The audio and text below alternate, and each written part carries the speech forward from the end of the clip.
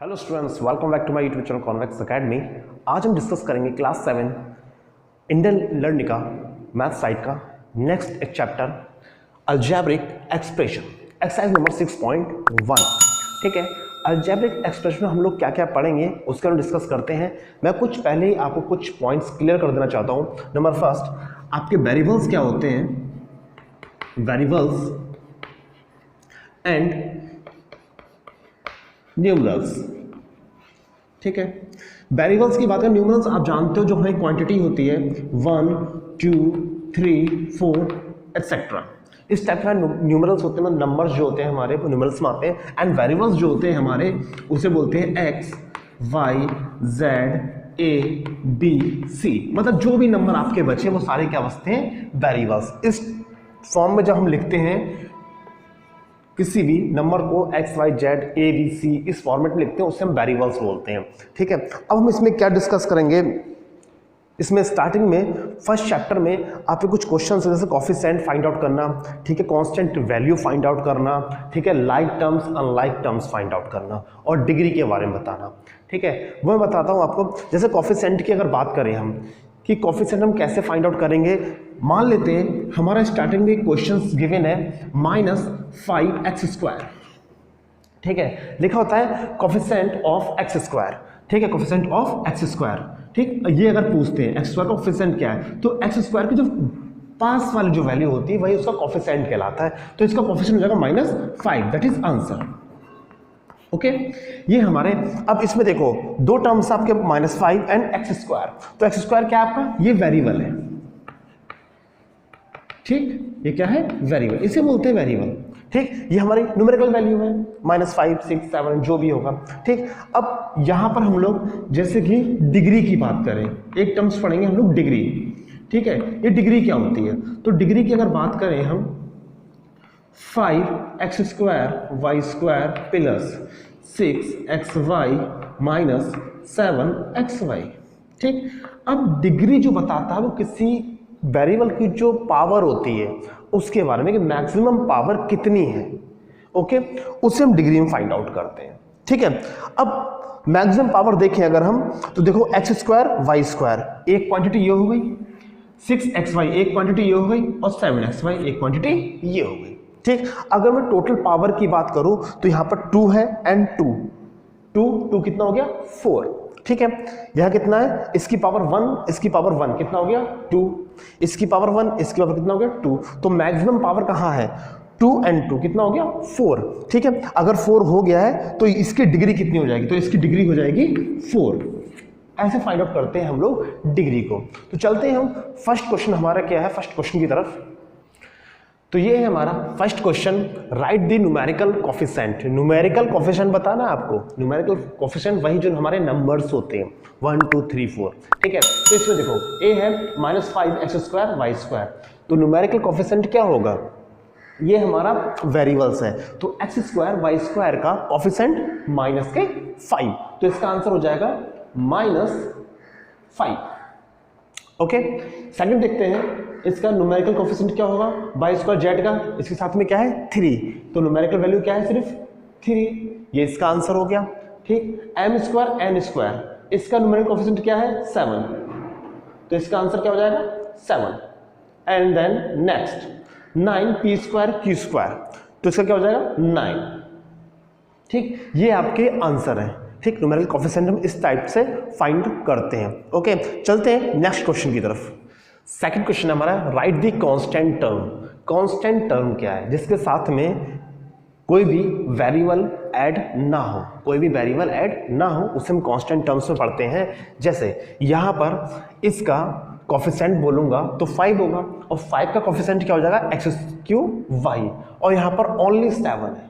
ठीक है, इसका कोई भी कोएफिशिएंट नहीं है, इट्स अ कांस्टेंट वैल्यू, जो एक्स्ट्रा नंबर हमारे पास में होता है। ठीक है, तो यहां पर क्या हो जाएगा 7, इस कांस्टेंट टर्म हो जाएगा हमारा, इसका ये आंसर है। नेक्स्ट है 7xy² z प्लस 3। अब यहां पर देखो आप xy² z, इसका जो कोएफिशिएंट है वो 7 है और 7 कोएफिशिएंट ये टर्म्स हो गई। ठीक, लेकिन 3 एक सिंगल टर्म है, ये हमारा कांस्टेंट हो जाएगा। ठीक, अब यहां पर देखो आप एक दूसरे के कॉफिशेंट है ये, ठीक, बट इसके प्लस में कुछ भी नहीं है। अगर इसके प्लस में कुछ भी नहीं है तो इसी कांस्टेंट टर्म क्या हो गई, +0, तो मतलब इसी कांस्टेंट 0।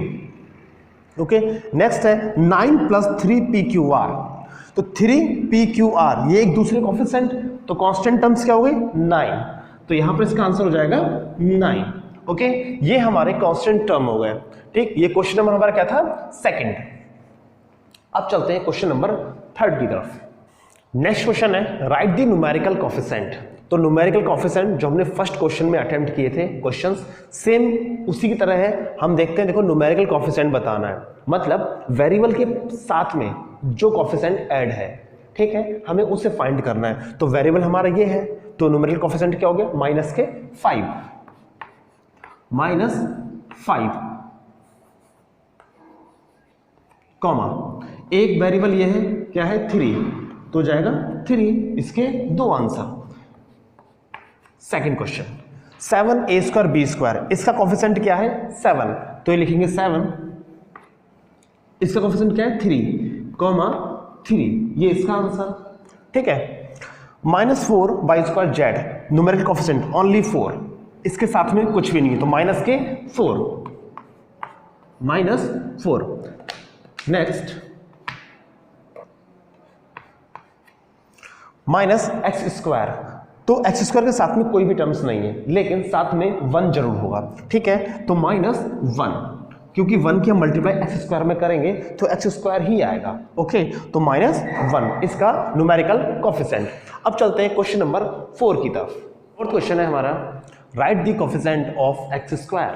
x² का कोएफिशिएंट का मीनिंग क्या है, x² के पास जो भी टर्म्स है आपको वो आपको लिखनी है। ओके, वही उसका कोएफिशिएंट होगा। तो x² हमें छोड़ना है क्योंकि वो उसका हमें फाइंड करना है कोएफिशिएंट। तो x² ये हो गया, साथ में क्या है -3 एंड y, ये इसका कोएफिशिएंट होगा -3y, ठीक, क्योंकि x² हमें फाइंड करना है, तो साथ में कौन से टर्म्स है -3 एंड y, ये इसका कोएफिशिएंट।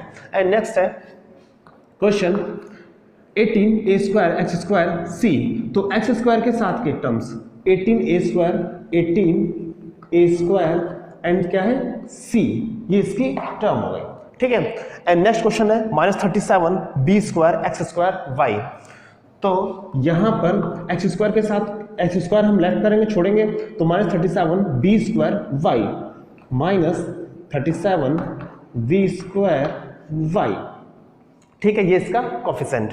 एंड नेक्स्ट x² के साथ में ओनली 59 है, तो वो उसका कोएफिशिएंट हो जाएगा 59, ठीक। ये सारे इसके आंसर।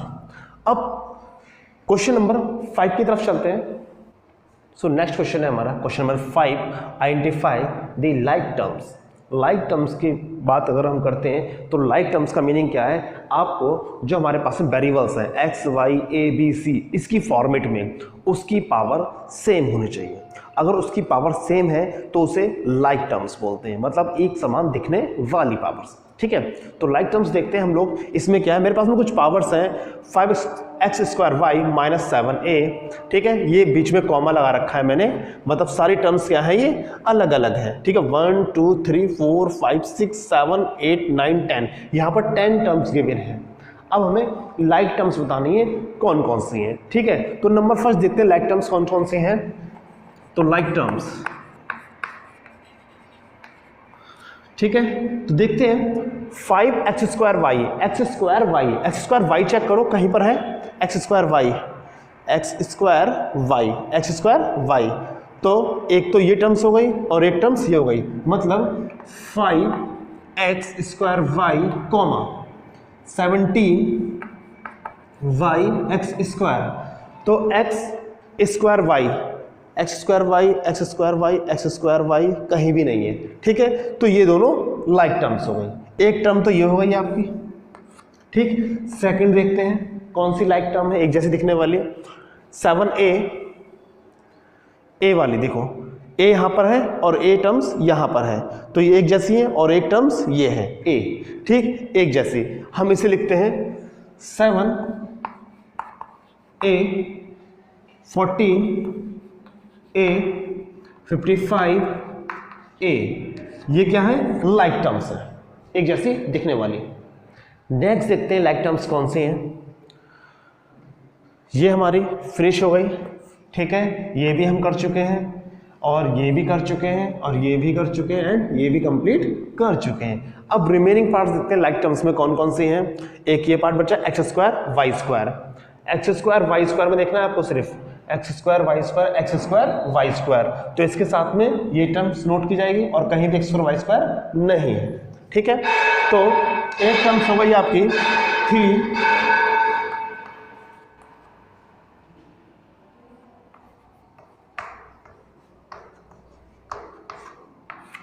ये आपकी like terms 3x square Y square 45 by square X square, it's a like terms. And remaining part देखते हैं, ये कंप्लीट हो गया और ये कंप्लीट हो गया। अब बचे नंबर्स हमारे एक्स वाई स्क्वायर, ठीक, एक्स वाई स्क्वायर ये सेम है तो इसे आप नोट करो।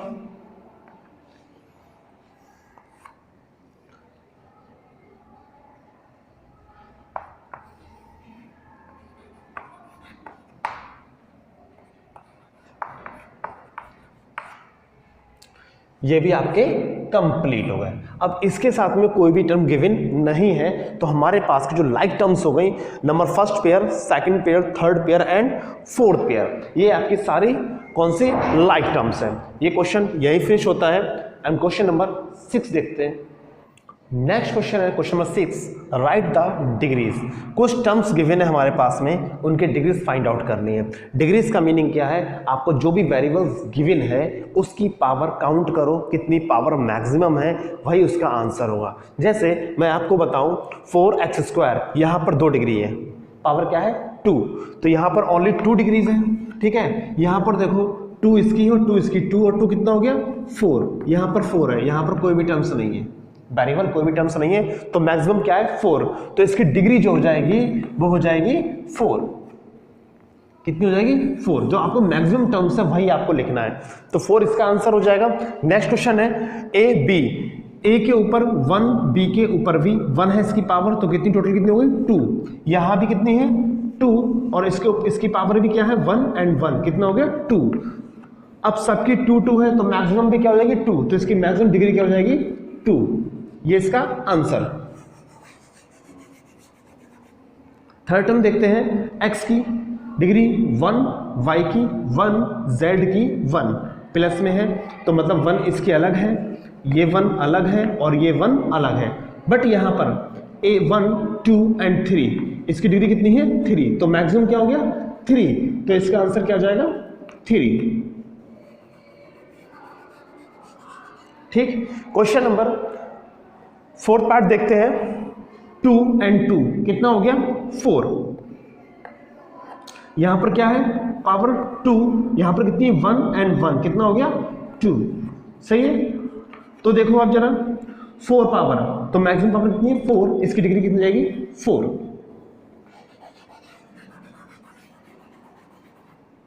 Okay. And last question 2 2 4 and 5, इसकी डिग्री कितनी हो जाएगी 5।